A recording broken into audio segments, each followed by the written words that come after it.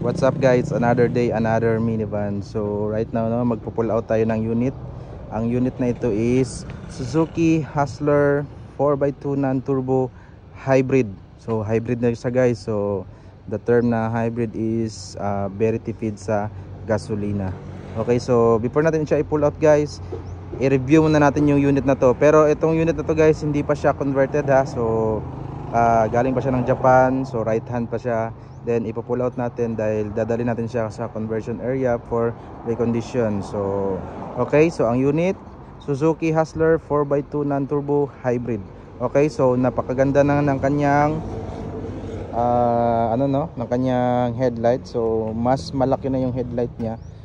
Same pa rin siya ng forma sa naunang version, pero mas malaki-laki na to guys. Tapos ayan, so dito may chrome grille din dito. Tapos may Suzuki na logo.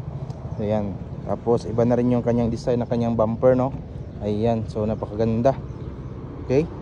Tapos dito guys, may nakasulat na hybrid. Okay? So dito nyo malalaman kung hybrid ba talaga yung unit or hindi. Okay? So ito yung kanyang windshield. Same lang rin sila ng size sa first gen. Okay? So ayan, naka power mirror din to guys. Okay? Power mirror and auto fold. Ayan, tapos ito naka-stock lang na steel rim dahil lower version lang to guys. Yung high end dito guys is naka fog lamp. Tapos turbo. Ito ng turbo, low end lang kaya hindi siya naka mags.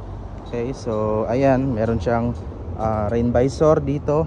Tapos napakaganda na ng kanyang likuran guys kasi meron na siyang glass dito sa kanyang quarter glass sa kanyang side. Okay, so napakaganda na guys.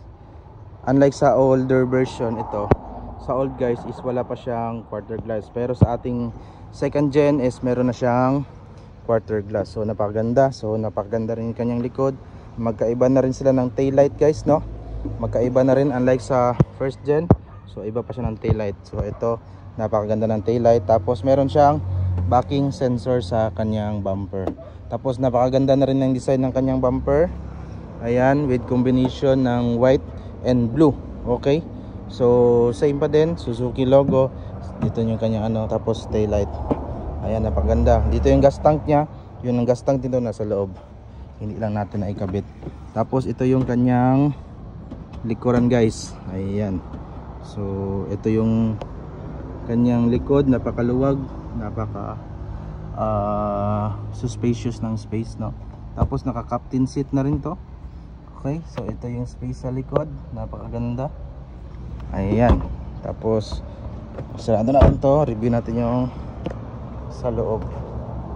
Okay, so ito yung kanyang loob guys. So all power window ha.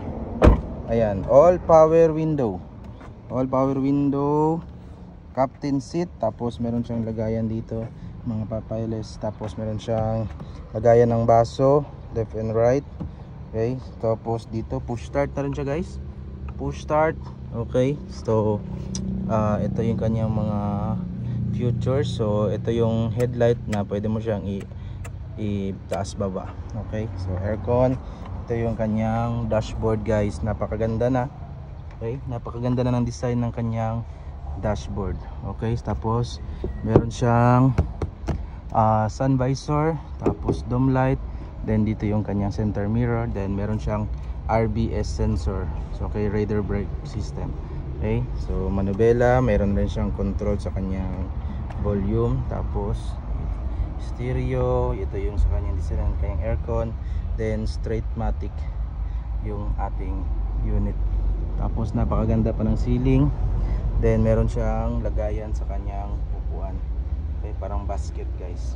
Okay, ayan, napakaganda. Ayan guys. Tapos merong logo ng Hustler sa kanyang dashboard. Okay, ayan. Tapos sa likuran naman meron din siyang lagayan ng tubig dito guys.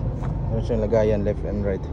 Okay, all power window. Tapos dito naman yung lagayan ng tools. Pag binuksan mo yan, meron diyang jack and tie rings tsaka tire compressor. Ayan, napakaganda. Suzuki Hustler. Ayan guys, napakaganda ng ating unit. Okay, congratulations agad sa buyer nito, no, from Samar. Okay, so sa mga gusto umorder guys, just message lang po sa ating page, JMB Surplus Trading. Maraming salamat po.